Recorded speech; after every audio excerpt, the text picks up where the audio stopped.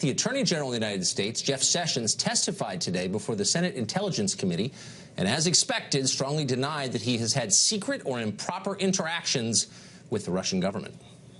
A suggestion that I participated in any collusion, that I was aware of any collusion with the Russian government to hurt this country, which I have served with honor for 35 years, or to undermine the integrity of our democratic process is an appalling and detestable lie.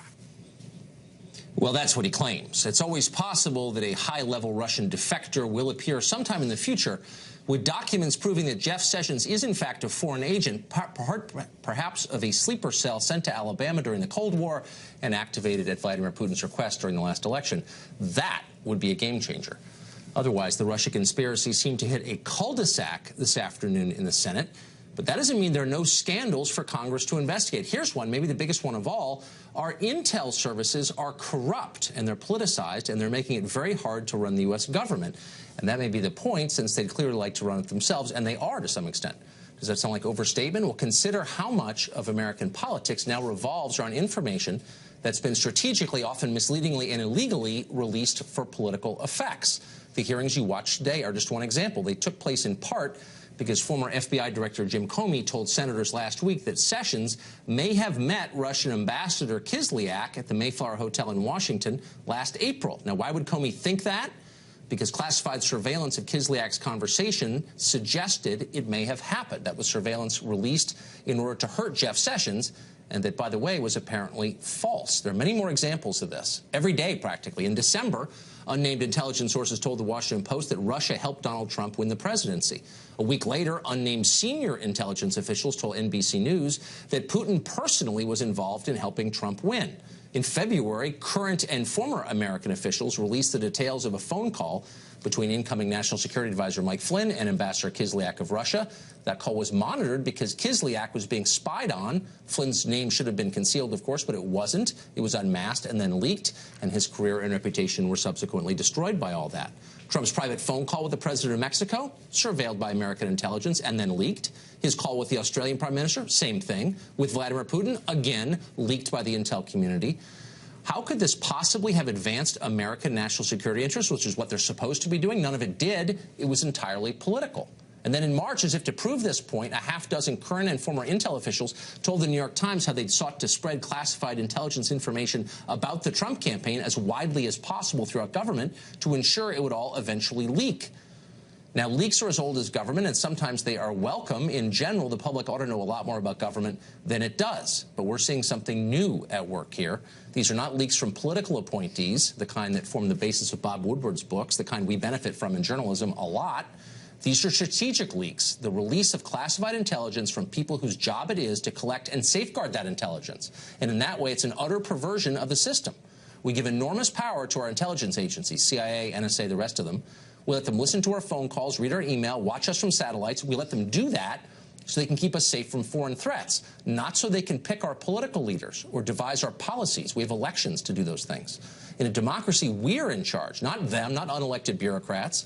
That's changing, and we ought to be worried about that change. But Congress isn't worried because a lot of people there would rather have the policies they prefer than constitutional government. That is worse than immoral. It's a mistake. Once the bureaucracy has shoved aside an elected government, they can easily do it again. And at that point, it's over. Democracy is dead.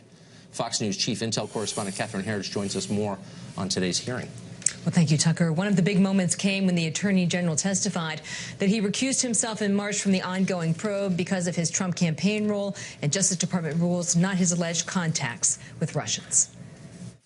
I recused myself from any investigation into the campaign for president, but I did not recuse myself from defending my honor against scurrilous and false allegations. Another big moment came when Sessions was challenged by a senior Democrat on claims made last week before the same Senate panel by fired FBI Director James Comey. Mr. Comey said that there were matters with respect to the recusal that were problematic and he couldn't talk about them. What are they? Why don't you tell me? There are none, Senator Wyden. There are none. I can tell you that for absolute certainty. You tell this is a secret innuendo being leaked out there about me, and I don't appreciate it. And Sessions debunked widespread media reports that he met with the Russian ambassador in April of last year at Washington's Mayflower Hotel during a major policy speech given by then-candidate Trump. Sessions also insisted he was not blocking Congress when he refused to answer questions about his discussions with the president, citing historic Justice Department policies. Also today, Fox News confirming that the Columbia Law School professor who served as an intermediary between Comey and a New York Times reporter, providing information from memos documenting Comey's conversations with the president. That law professor is now providing relevant material to the special counsel, Robert Mueller. Tucker. Catherine Harris, thanks a lot. You're welcome. Well, during today's testimony, Attorney General Sessions expressed his frustration, you just saw it, over the use of anonymous leaks to sabotage his career. But some of these leaks, as you well know, are extraordinarily damaging to the United States security. And we have got to restore a regular order principle. We cannot have persons in our intelligence agencies, our investigative agencies, or in Congress leaking sensitive matters on staff. So this is, I'm afraid, will result in, is already resulting in investigations. And I'm fear that some people may find that they wish they hadn't leaked.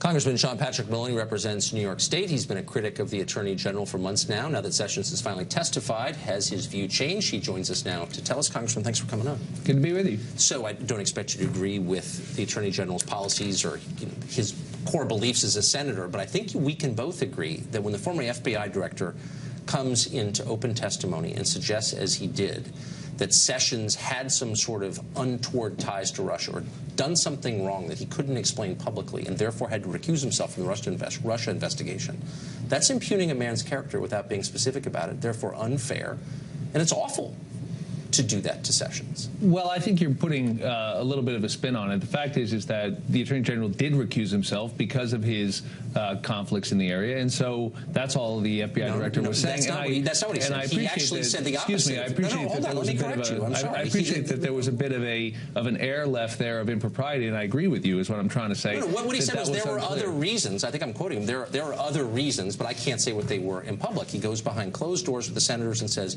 we believe that he may have met with the Russian ambassador a third time at the Mayflower Hotel in April. That's exactly what you don't want the guardians of your national intelligence to do, use it for political reasons unfairly against a citizen. Right, but you wouldn't have said that about Mark Felt, who was an FBI agent who was deep throat. I'm not sure what you mean. I would always say that it's wrong for intelligence officers or people whose job it is to hold these secrets to use them against others for political reasons. Well, let me just stop you right there. So you would prefer that we had never known about the Watergate scandal? I would prefer that people's jobs and careers and reputations weren't destroyed by the selective leaking of inaccurate information. Right. Well, a lot of White House aides went to jail over Watergate. Their careers were destroyed. But that's exactly the point I'm making. It is exactly the point. The point I'm making is that the former FBI director and a series of Democrats in Congress suggested that Jeff Sessions had done something improper with Russia. They weren't specific about it because they didn't have the facts. They were trying to impugn his character, his reputation. He testifies openly today, and at the end of it, are you convinced that he's not a Russian agent? Listen, I am actually not that concerned with what Jeff Sessions did, and I think you are making a fair point that he has come in for a lot of suggestions of inappropriate activity with the Russians without a lot of proof. But there is a mountain of evidence that people like Michael Flynn and Paul Manafort were getting paid improperly, lied about it, are very likely to face criminal prosecution. As a matter of fact, exactly that. Michael Flynn has admitted taking tens of thousands of dollars for a speech in Moscow, didn't disclose it. As a former military officer, he was required to, didn't get permission, lied about it on his forms, and did the same thing with his interactions with Kislyak. That's almost certainly a crime, Tucker, and I'm very concerned. I'm very concerned that we not muddy up the two things. You can be properly worried about people leaking. Jeff Sessions, the Attorney General of the United States, just testified all afternoon.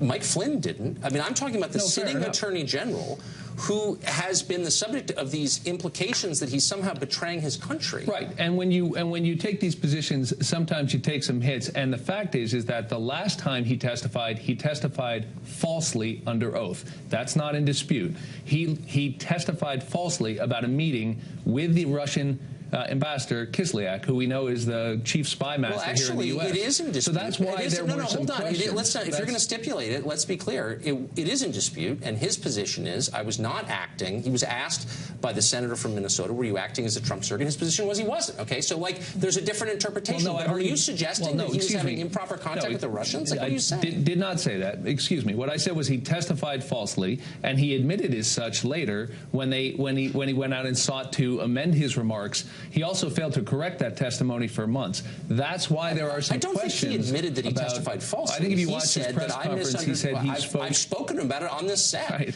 And my only point is, look, what is this about? Well, it's about the implication that he's working for the Russians. Well, and like, what the hell is that? No, your point just changed. The fact is that he testified falsely, and that raised some questions. That's why we want to hear about it. I'm not accepting that point, and neither is he. There's a couple other important points. Let's talk about those. One, he recused himself from the Russian investigation. Correct. The President of the United States said that the firing of the director of the FBI was at least in part or certainly related to that investigation. There's a lot of legitimate questions about why Jeff Sessions was involved in that when he's recused. That's also why he was brought up today. So are you saying, not my job to defend Jeff Sessions, but it does seem nonsensical to say that the head of the Justice Department, who oversees the director of the FBI, can't supervise the director of the FBI because there's a Russian investigation going on? Is he recusing himself from running the Justice Department? No, but he should be recused from a conversation about firing that individual because of that investigation, and that's the point. I think everyone would agree that there are multiple reasons Jim Comey was fired. Well, the president gave us the primary one. Well, the president gave us a number of them, and one of them was his conduct more generally, his conduct earlier, whatever. But the point is, Jeff Sessions runs the Justice Department. Are you saying that he shouldn't be involved in decisions about the future of the FBI director? In fact, I think what we understand is that Rod Rosenstein and Jeff Sessions gave reasons why Jim Comey might be dismissed. I happen to agree with those concerning his conduct in the last campaign. But it was the president who said, I was thinking about Russia, and that's the point. Okay. The point is that if the firing's about Russia and Sessions is recused from Russia, he should not be involved in the firing. It's pretty simple stuff. Okay, it's not actually simple in any way, and you're making it so because it makes a clear political hit. But the truth is, it's complex. There are a lot of reasons, and you may agree or disagree with some of them, but it's not just about Russia. And the point is, again, the guy runs the Justice Department. You don't want him to. You didn't support him being there in the first place. I get it, but a Democrat didn't win the presidency, so you didn't get to make that choice. Right. And so the idea that he can't run the agency he's in charge of. Didn't say that. Okay, so what are you saying exactly? Didn't say that. He can absolutely run the agency for as long as the president wants him to, but he should not be involved in Russia. Okay, so and the firing was about Russia. Look, wouldn't it just be a little easier? Wouldn't it be a little easier if you disagree with the Trump administration's policies on various things to just explain why you disagree with those, rather than try to derail the whole executive branch of government with an insane Russia conspiracy? Can we just admit Jeff Sessions was not working on behalf of the Russians? He's a patriotic American just like you are. And we're going to drop the innuendo and the McCarthyite tactics because it's counterproductive. Right. Well, what we know is that all of the people we pay to do this tell us that we faced an unprecedented attack by a hostile power. Some of us want to know what the extent of that was. In the last few days, we've learned that the Russians now access 39 states' electoral systems. We don't know why. We don't know the extent of the damage. That's on top of what we knew about what they did at the DNC. I'm sorry. I thought that Jeff Sessions was a senator from Alabama and Donald Trump was a presidential candidate when that happened. Barack Obama was the president when that happened. I mean, look, you're conflating things. The truth is Jeff Sessions had nothing to do with Russia hacking into various computer systems, and there's no evidence to suggest otherwise. So why continue this charade? Tucker, what we know is that the Russians were laser-focused on lifting the sanctions against their regime as a result of the invasion of Crimea and Ukraine. They were successful in having the Republican Party platform changed. We don't know how or why. We should. That's ridiculous. Let me finish. That's absurd. Excuse me. You're saying things are just dumb. We don't know that. No, they did change the platform, and we don't know why. The platform committee, I was there. I didn't see any. Was Kislyak there? I didn't see any Russians in the platform committee. We know the platform committee was changed, and that was an objective. Because of the Russians. Were they in the meeting? I didn't say that. If I did, I said we should find out why it was changed. But here's the point. No, you just said the Russians got it changed in the Republican platform. Well, then I misspoke. You don't know that. No, I wouldn't make that allegation, but we ought to get to the bottom of it. No, listen to me.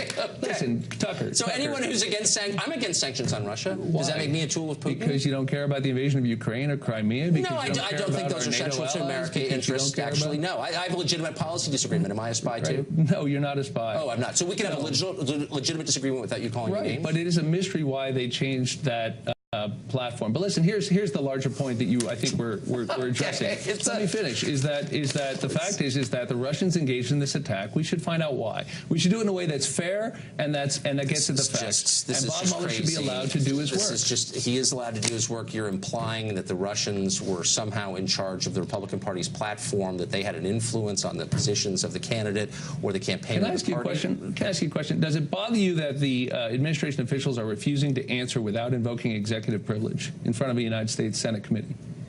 It depends what. I mean, I think there's a I mean, look, I always want to know more information rather than less. But I do think it's fair for government officials in any administration to say that is privileged information I'm giving to someone I'm working for. That's a long-standing principle. But the president hasn't invoked executive privilege. As you know, that's exactly right. And so on what basis is the Attorney General refusing to testify? Well, he could say, look, there's no national interest at stake. There's no reason for me. I don't want to divulge what I said to the president. And if it comes down to it, we're going to invoke executive privilege. Okay, you could debate that. I don't have strong feelings about it. What I have strong feelings about is that Democrats are trying to win a political argument by impugning the character of people by suggesting they're treasonous. Right. These committees that's wrong. These committees are chaired by Republicans. You understand that? I'm aware. Both committees. I don't care. And the Senate. I literally don't care of the party ID because people like you are leading an innuendo-based charge against your political opponents. You're talking about Senator McCain and Senator Burr, and you're talking about Mike Conaway, the Republican. Well, I think they're at fault for letting this grotesque charade continue. Well, those aren't Democrats, Tucker. So let's distinguish those two things. And on the subject of executive privilege, you were outraged on this network in 2012 when the Fast and Furious Committee was not allowed to get information without. I don't remember my outrage at the time. Right. Well, consistency is a difficult thing. Luckily, we looked it up. Okay. And on this. Oh, you got me there. You got me there. You were outraged. No, I was in Moscow taking orders, getting my payments. Thank you, Congressman. Why are you not outraged? I don't know. I don't even know what you're talking about. We can figure out commercial break. I'm being told we have to go. We interviewed Sessions 3 months ago on March 2nd. During that interview, he was entirely forthcoming, or seemed to be, about the nature of his meetings with Kislyak during the RNC in Cleveland. According to news reports, you met twice with the Russian ambassador in person, Ambassador Kislyak, and had one phone conversation with him. Is that the extent of your contact with him, those three?